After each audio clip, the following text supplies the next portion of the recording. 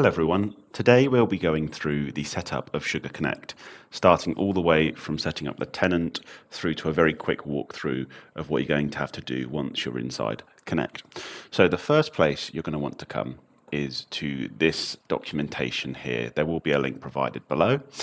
So this is the SugarConnect deployment and administration guide. I would recommend having a quick read through this because this gives you an overview of the supported regions and also the prerequisites for what you're going to have set up in the CRM. So things like what roles are going to have to be in place, what access people need. And then if we scroll down the page, you will come across this section here. So you will see these are the different regions that you will have access to. And when you click through to one of them, you are presented with this screen here. So what you're going to want to do is type in your company name and then your tenant name. So that's going to be what shows in the URL each time you go into the portal. Now, this doesn't have to be the same as your Sugar URL. That's what we're going to set up later. This is just going to be what shows in the URL each time you go into the portal. So it can still be the same as your company name. It's completely up to you. And then it's asking for your license key. So what you're going to want to do is you're going to want to go back to your CRM. You want to go to license management.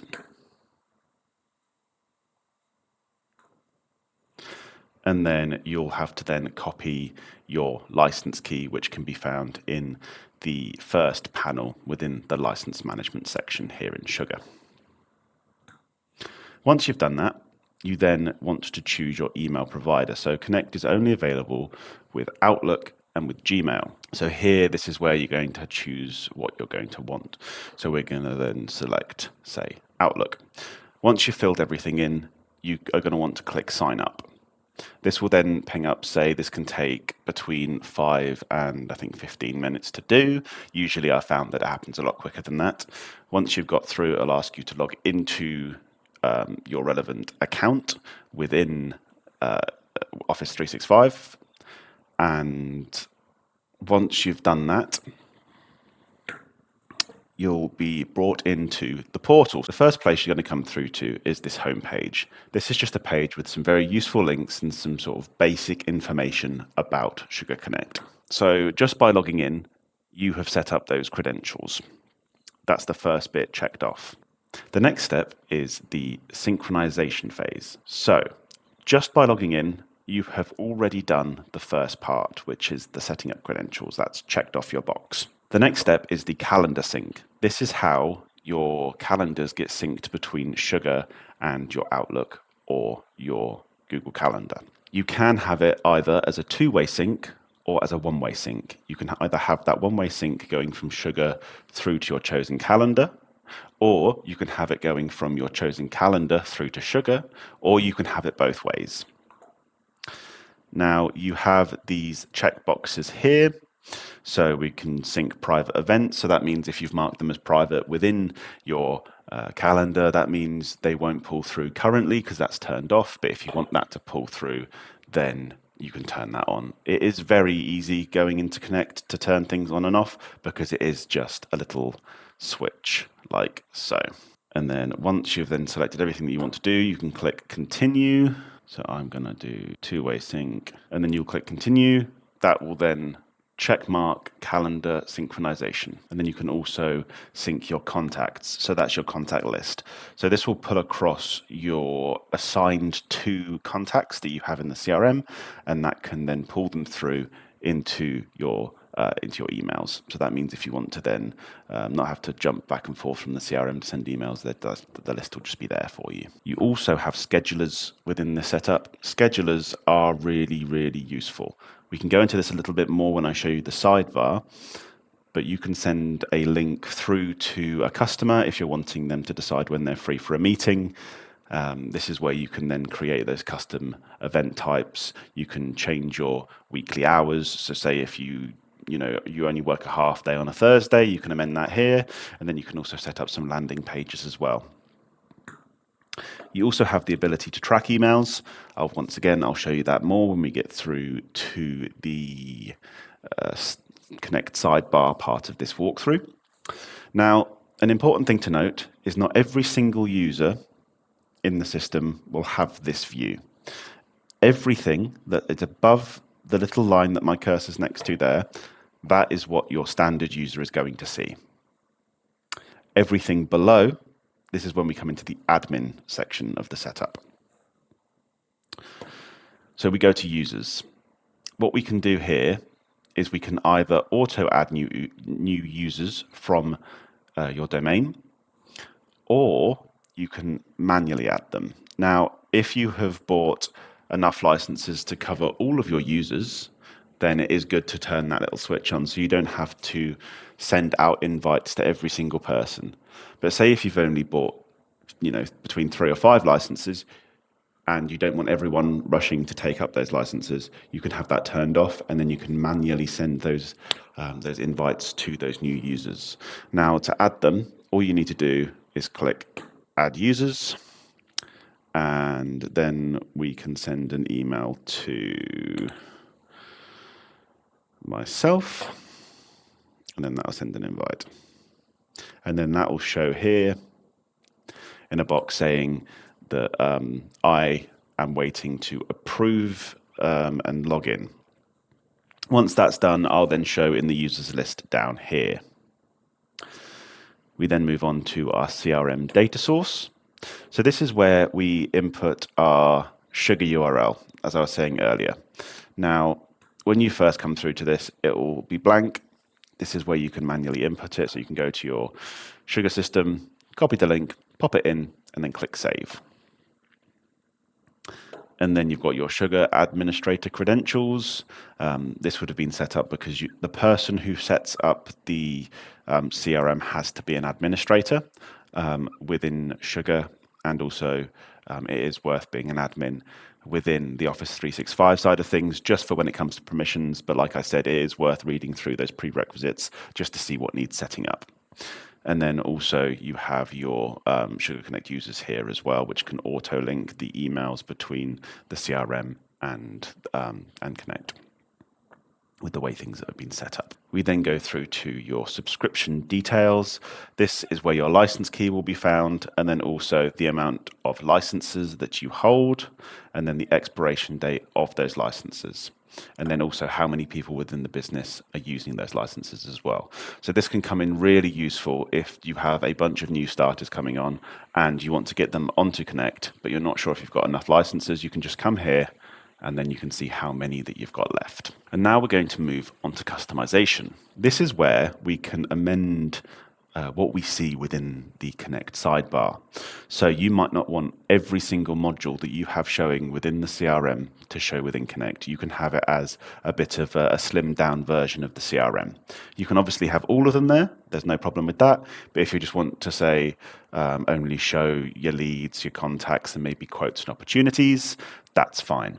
Now, the way that we can decide whether a module is turned on or off is just by going through this list here. Now, let's go to contacts. This then changes all the fields under here. But if we want contacts to show or we don't want it to show, all we're going to have to do is click the little switch icon here. Now, after that, if you say you do want it to show, but you don't want all of your fields to show, what you can do is you can then scroll down to these little switches that we have here. So it is as simple as having them turned on or off, whether you want them to show within the layout. As you can see, there is a bunch of fields here that have been turned off, so they won't be showing. Now, once you have done all of these updates, you will want to click Save, because the last thing you want is to spend all this time going through and turning all the things on and off, and then to jump onto another part of the portal and then lose all your work. So it is always worth scrolling to the bottom and clicking Save. The same with the fields. You have the subpanels underneath. These are all of the related modules to the record that you're looking into. So you can also hide off the subpanels that might not be needed within Connect. And now we're in the settings section. So this is where we can monitor our tracking, the calendar sync for all users, because as I said, everything below that little line on the side is the admin area. So email tracking, disabled by default, and then always by default. Now, when it comes to Connect, and setting things up, there's a couple of things to remember, and some of that is the wording. So always disabled. When it says always disabled, that means it is disabled by an admin and no other user can go and turn it on. But when it's disabled by default, that gives the user the ability to go in and amend those settings. So that means if you want it turned off to start with, but if a user wants to have that capability, you can choose that option. But if you say you never want them to be able to track an email, you can then have that as always disabled. You also have your service language. That will be set to UK because we set ours up in a UK tenant. Now we're moving across to the calendar sync. Now this is where we can tell users what they can and can't do with their calendar. So you've got your calendar sync mode. So you've got automatic by default, manual by default, manual always, automatic always. Now what this means is, are we going to have this synced across as soon as those records are showing? Or are you going to want to tell Outlook or Sugar that you're wanting to have this archived? You've got your sync direction, as I went through with your standard user sync. You can say which way do you want those records to go. Do you want them to go both ways? Do you want them to go one way? And which direction do you want them to point? You've got the use of a primary calendar. So your primary calendar, is that the one that you're wanting to sync by default? You've got your private events. There's quite a few other options here as well. If you want to have a link through to the Sugar record in these synced events, you can turn it on down here. And once again, it is really important, once you've gone through and you've turned all of these options, or you've set them to the way that you want them to be set, click that save button because you don't want to lose all the work that you've just put in. You've then got your contact sync, same thing, your email archival. Now, a couple of important things to note here. So you've got your auto archive for outbound and auto archive for inbound messages. Now, these are set to disabled by default. So that means those emails aren't going to automatically pull through. So say John Smith sends you an email, that's going to just sit within your mailbox and that's not going to pull through. You'll have to go through and manually set that to do so. If you want them to all pull through into the CRM, you just change that to enabled by default or always enabled. And if you want to block certain mail accounts from being able to archive, so this doesn't stop them from being able to send them to you, but this stops them from being archived into the CRM. So you might not want to be archiving internal emails so everyone can go and look through them. So for example, here we've just put enable.services in ours, so we don't archive all of our personal emails to one another.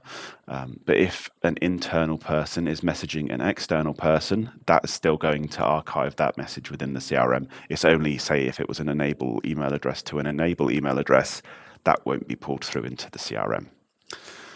And then you've got your notifications and settings.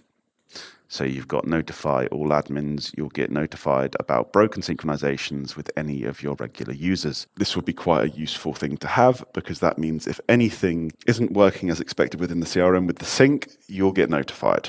So that's always really good. And then what you can do is you can then put down the email addresses of those users or of the people who you're wanting to be notified. And then as soon as there's any issues, it'll then ping out a little update to yourself. So we're now finished within the main area of setting up within the portal. Now, there are a few things that you can do to sort of like customize your view. So as you can see, we're currently viewing this in light mode, but say if your main CRM's in dark mode and you want it to match, you can then come through here. You can change the theme, so you can use system settings. So that's looking at your PC or your laptop or anything that you're using to access this portal. It'll look at the system settings for that to set it to light or dark, for example, or you can just set it to dark just manually there. And you can also add in, job titles, phone numbers, things like that, as you would in a standard profile. As we're now done with the setup in the portal, we're now going to move across to the sidebar. Now, what you're going to want to do is, in this case, we're going to open up Outlook. Now, to start with, it's not going to show unless you've already downloaded it and you've already jumped ahead. What you're going to want to do to download the app is you go down to the little square icon at the bottom, which it says More Apps. and then we go to Add Apps. And then within this search bar here, you're going to search for Connect. And then you'll find SugarConnect down here. And then what you're going to want to do is click Add. Now this says open because I've already downloaded it prior to this recording. And then once that's done, you're going to then go back to your emails, and then you're going to open one of the emails. So once you're inside an email, you can also open up the SugarConnect sidebar from the app little icon here.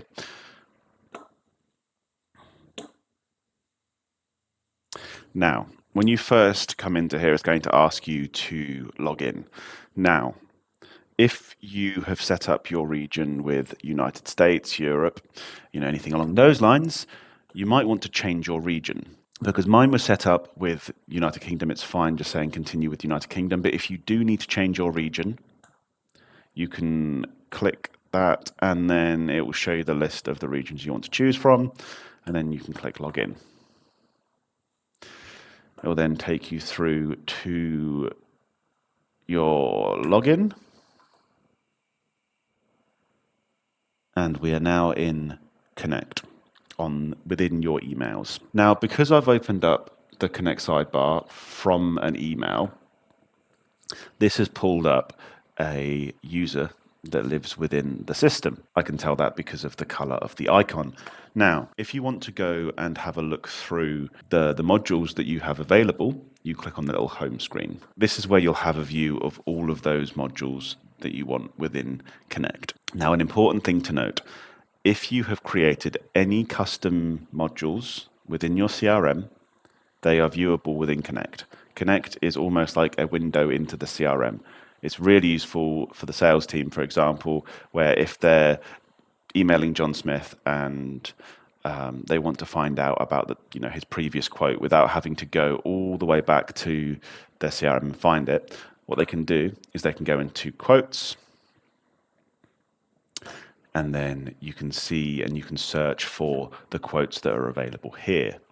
Now, if you want to search for certain quotes and say the list is longer than this one, you click on the three dots, search for a quote. You can also create a quote, or you can refresh just to make sure everything is up to date. That's the same across all these modules with that searching functionality. And as I said, you've got a related entry. So let's go to here.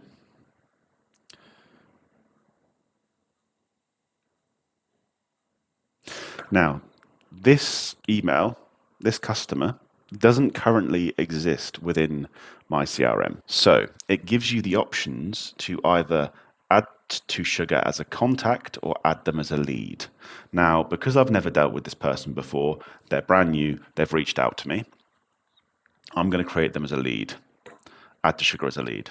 Now, it pulls through their first name and their last name. You can add in all of their titles, mobile, website, if you already have that information. And you can then also fill in their address. Now, once you feel like you've got everything that you want, you can then click Save Changes. And now Zach has been created as a lead within the CRM. So we now have Zach as a lead within the system, but we've never dealt with Zach. We've never had a meeting with him. We've never had any calls with him. He's just sent us across an email saying, oh, I'm interested in your product. And you want to book something in and have a further conversation with him. So let's book in a meeting. We're going to create this meeting. Now this is going to just be demo meeting. It's going to be scheduled, and we're going to book it in for past.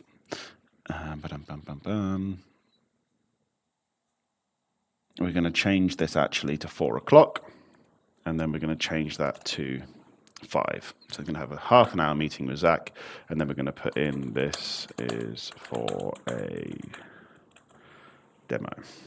Now, when you click Save Changes, what this does is this sends out the meeting invite. It won't just save the record and just leave it on the side. This is the same as within Sugar when you do a save and send. So this will send out a meeting invite to Zach. Now that entry is created, and we can then go back to the related entries. we can now see that we have that related record against Zach's lead within the system. On to the next bit. This is when I was saying about the schedulers. So these are if I am reaching out to a bunch of people about an event, for example, and I want to book in some sessions with some people. And it's going to be I'm holding a 15-minute chat to discuss, I don't know, making cakes. All you're going to need to do is click on the button there. Now, you're going to put this within an email to send off to a customer. But what I'm going to do, just to show you what it looks like, is I'm going to paste it up here. Now, when the customer clicks on this, this will send them through to this page here. Now, this looks at your Sugar calendar to make sure that you're available. This is where you can choose a date and a time for the meeting. So let's say tomorrow we want to meet at 2 p.m. Now, once you've filled in the relevant information, you can then click Send to Test. Now, this has sent an email to myself and also to the other person, and that will then show in your Sugar calendar as well. So you'll receive an email first saying, so-and-so has booked in a meeting with you, and they've booked it for this time. And then when the sync runs, it will then show within your calendar. Now, obviously, if that time doesn't end up working for you, you can always rearrange with the customer because you'll have their details. And then when we've come back to our Outlook, we're moving on to archived emails. Now, archived emails, we have currently not archived anything into the CRM. So we've got previously archived and scheduled for archived. Now, previously archived, I think they only show the last 24 hours worth of emails that have been archived. And then you've got your scheduled for archive list here as well. So as I said, there's a sync that runs, I believe, every 20 minutes. And if something isn't showing in the CRM, it will show you here as to where it is. If you click the home icon again, you've got your tracked emails. So you have a tracked email view within the portal, and within the sidebar, you've got tracking activity and scheduled emails.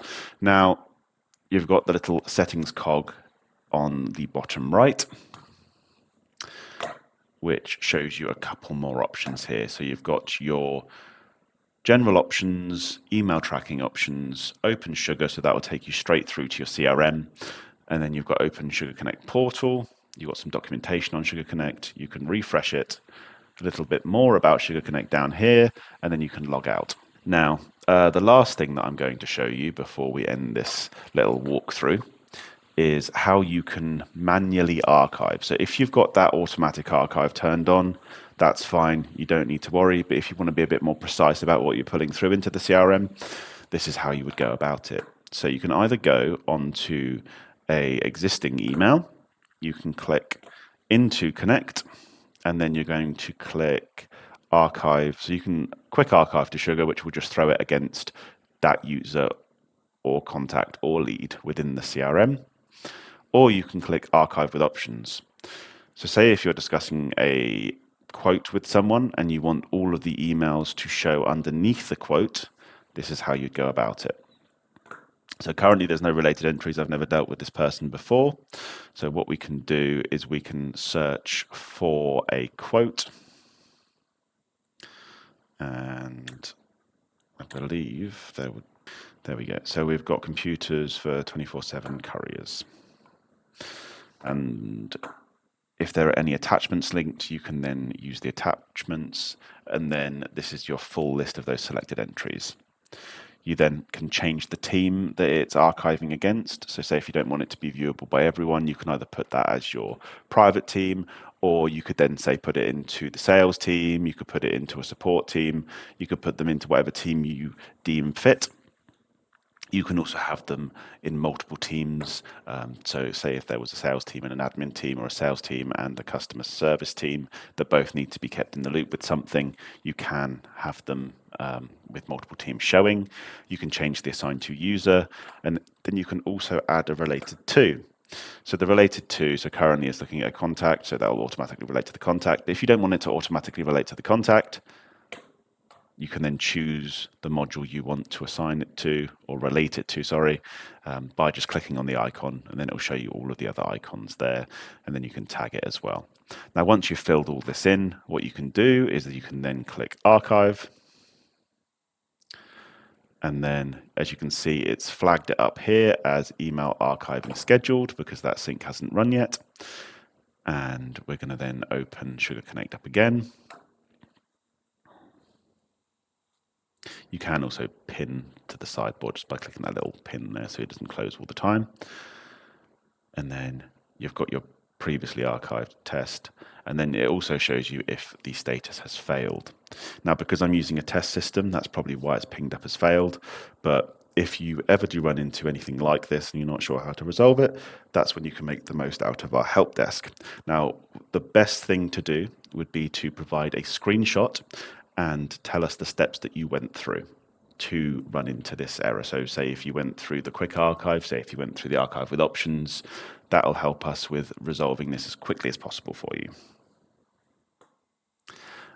And that is everything, I believe. So thank you very much for joining me today as I ramble on about Connect. And if you have any further questions on this, please do reach out. We are always more than happy to jump on a phone call, jump on a video call, and just elaborate on a couple of things that I said on this meeting. But yeah, thanks everyone. Bye.